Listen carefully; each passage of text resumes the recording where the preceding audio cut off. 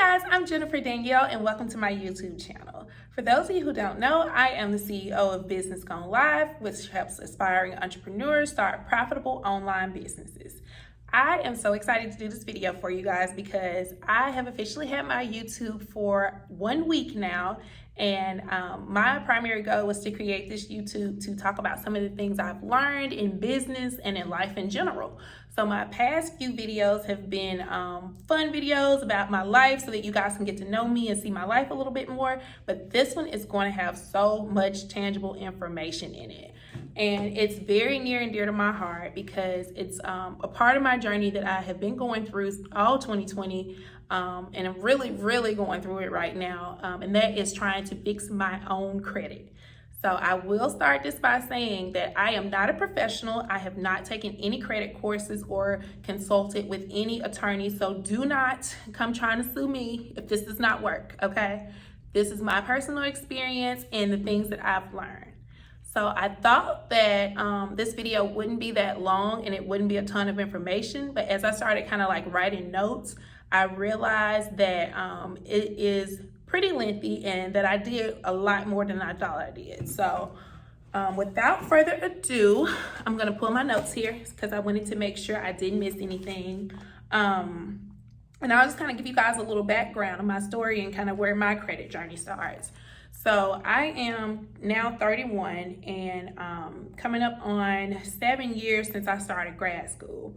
So when I first got credit, I want to say I was 18, so and in college, a freshman at University of Memphis. And I was like your typical college student when they first received credit. Like, I was reckless. I didn't understand what I was doing. I looked at it as free money. I was going out and buying everybody Taco Bell at night, going out charging clothes, living my best life. So yeah, I didn't have any history or knowledge of what I was doing or understand credit at all. Fast forward to 2013, which is when I could not afford to pay my credit cards anymore. That's when things kind of took a downturn. So from the age of, I think it was 16, I had been waitressing and waiting tables. And so I always had like cash on hand, like every day. You get used to making that cash every day. So I never had an issue with making my minimum payments on my credit cards.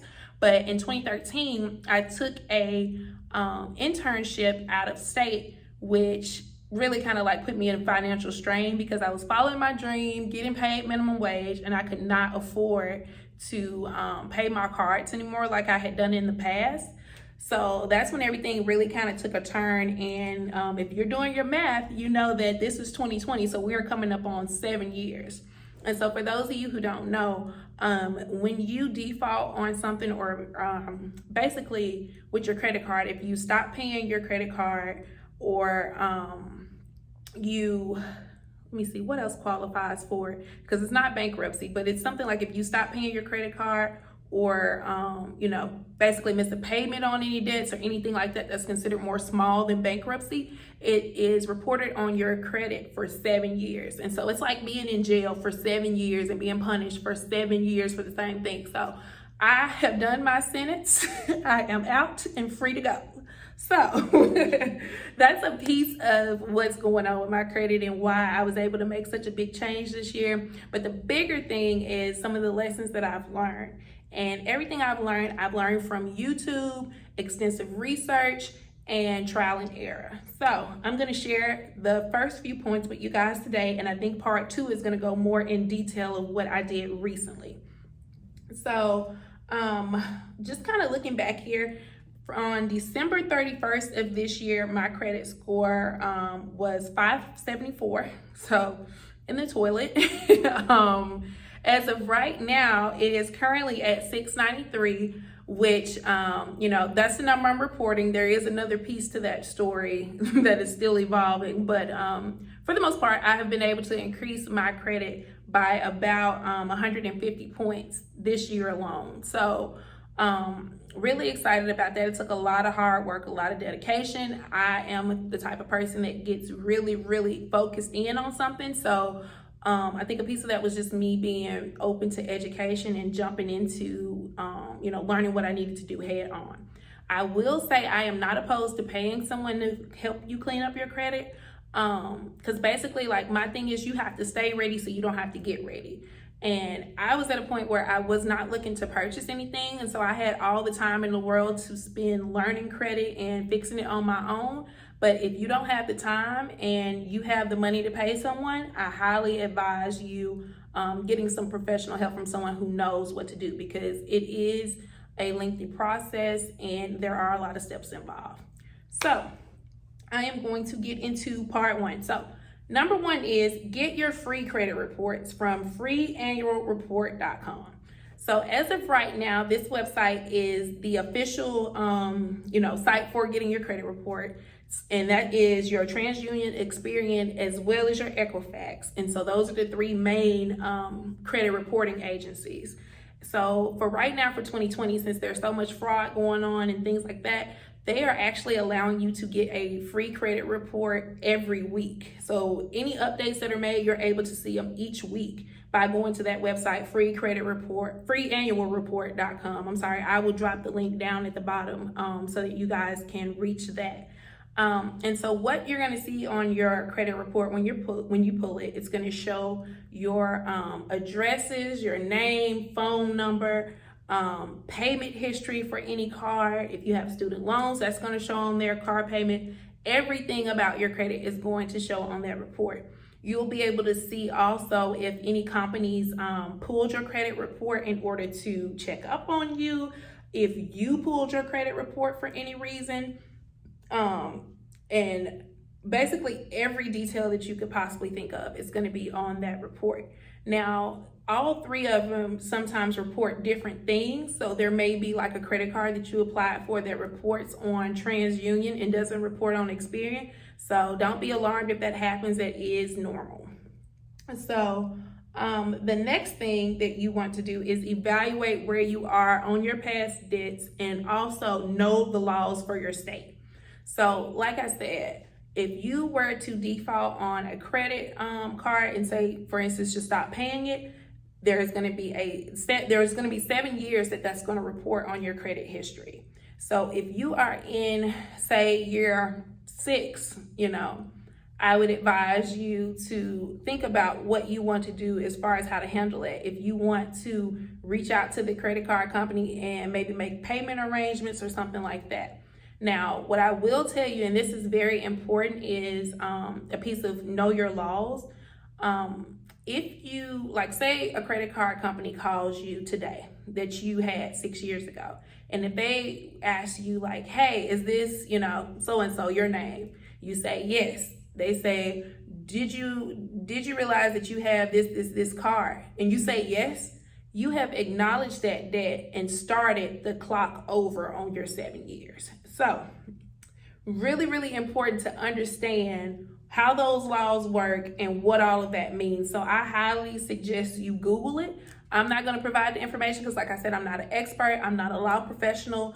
I can't tell you what you have to pay or anything like that. So you definitely want to understand those laws. But that is a big, big, big part of understanding what you need to do with your credit and how you need to go about going forward. One thing I will say with making arrangements with old cards and debts is that unless it is going to be removed from your credit report, making a payment does not help your credit score. So you may have a company or an instance where they say, if you were to pay this debt, we may consider giving you, this new card. So for that reason, it may be beneficial to you. But as far as your credit score and looking at your actual debts, it's still a account that you did not pay. The term that they use is you didn't pay as agreed. So even if you went back and made the full payment and, paid off everything you owed, they still are not going to be forgiving, and they are not going to wipe it off your credit report unless you get that in writing from them before acknowledging the debt. So very detailed. I hope that wasn't too confusing, because when I said it, I was like, yeah, that's a lot. But you definitely want to understand that portion, understand what your laws are as far as how many years in your state is a debt collector able to sue you, and how long it shows on your credit report. So next, Any accounts that you have in good standing, you want to pay those off if you can in full. And the next thing you want to do, if you can't pay them in full, is at least make the minimum payment on the due date each month. Do not miss a payment. I have heard of some situations where people have missed payments and their credit has dropped by 100 to 150 points off of one payment. Now, minimum payments sometimes can be as small as $25. Do not allow a $25 payment to knock you down 150 points. Like, I get it. You know, sometimes it's tough. Sometimes you just don't have that $25. But if you can find it any way, do not miss that minimum payment. Yeah. The next one, So if you cannot, so always make your minimum payment. You definitely don't want to miss one of those. If you can't fully pay your card off, then get it as close to under 30% utilization as possible. So what that means is for your total debt or the amount of credit that you have on that card. So like say you have a card with $1,000 limit. You want to spend no more than $300 on that card at all times. Now, I'll tell you why I say all times. Because the credit card company is always going to look back at your credit and see, you know, what your spending habits are. So if you all of a sudden spend, you know, $800 out of your $1,000, they're going to look at you like, this person kind of hard up. Like, what are they doing? They're spending a lot more money. The second piece to that, though, is understanding that there is a due date for your credit card and a read date. So the due date is what you typically will see on your bill when it says like $25 minimum payment due on, November 15th. So you have that date. But after that date, which is usually, it could be 3, it could be 4. For mine, it's 5 days after for one of my cards. There is a read date. And this is very, very important to know. So the read date is almost like the date that a credit card company takes a snapshot of your balance. And so say on the 15th, I make that minimum payment of $25. On say the 18th, maybe, the credit card company is going to look at the total amount due. So this is what's important too. So listen very closely. They are going to take the amount that you have already used on that card minus the minimum payment plus the interest from that month and take a picture of that amount and report that to the credit reporting company. So the 30% that you need to be under, it needs to be 30% including your interest from the next month. So that's why I say you want to pay off as much as possible and get as close to zero as possible, because it's hard to keep up with that, especially if you have multiple cards like I do. So my rule of thumb, so for mine, my due date is the 11th. I make my minimum payment on the 11th. And if I have any extra money, because I kind of base my payments around when I get paid on the 15th, if I have any extra money, I make that additional payment on the 15th and it reports on the 17th. So very, very complex stuff there. Hopefully I didn't make it too confusing, but just know that there is a date that your minimum payment is due. The ideal situation is to have enough money to pay your minimum payment plus as much as you possibly can on that card on that first date. But if you don't, you have a couple day buffer after you've made your minimum payment to make a full payment that's going to show as the reported read date. Now you can get that read date by checking Credit Karma, which is free, a free app. It'll tell you the date that the card that's on your account reported. So that's the date that you want to pay attention to as well, because that's the date that is going to report back to those credit reporting companies. All right, so last tip for this video is be vocal with your credit card company. Understand that you can move your due date. So like, let's say, for example, your due date is on the 20th of the month. You know that you get paid on the 15th. You're normally out of money by the 20th. And so you want to make sure that you're able to make that payment and make it as large as possible. You can ask that credit card company to move your payment to the 15th. Now, you cannot contact them on the 20th or on the 21st and say, oh yeah, I want to move my payment to the 15th. they're still going to penalize you for missing that minimum payment that month. So you need to be current that month before you make this request. Some platforms you can do it through their website. Others you have to call them, but just call them and say, hey, I would like to move my minimum payment. I would recommend already having the process kind of thought up and understand how this is going to benefit you and how you want to run that going forward. So have a date in mind so that you can tell them, hey, this is the day that works better for me. I want to make sure I get you guys paid on time. So can we change my due date to whatever? So that is all for this video. It is actually a lot longer than I thought, and I didn't even get into like the real juicy stuff of what I did to improve my credit. But those are really the first 5 or 6 tips that you need to know before you get started if you're going to do this on your own. And I just want to leave you guys with some last encouraging words. Like, you can do it. I understand exactly how it feels to see that credit score and just feel like, you know, it's not going to go anywhere. It's so low, and everybody's on Instagram like flooding 700s and 850s.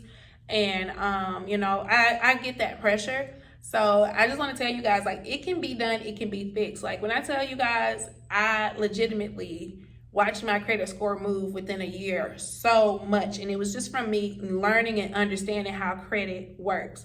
And so that's why I feel like this, I could have bottled this up as a course and sold this information, but I feel like so many people blessed me by getting on YouTube and providing information for free. And I feel like it's only right that I try to explain it as simple as possible for you guys and help you all to begin your path to financial betterness and freedom. So be sure to tune in to part 2. I'm going to try to put it up pretty quickly after this one, but I just don't want to overwhelm you. So hopefully you took good notes. Be sure to like, comment, and subscribe, and leave any questions you have below. I will do my best to answer them. Thank you guys so much again for watching. I appreciate you. Bye.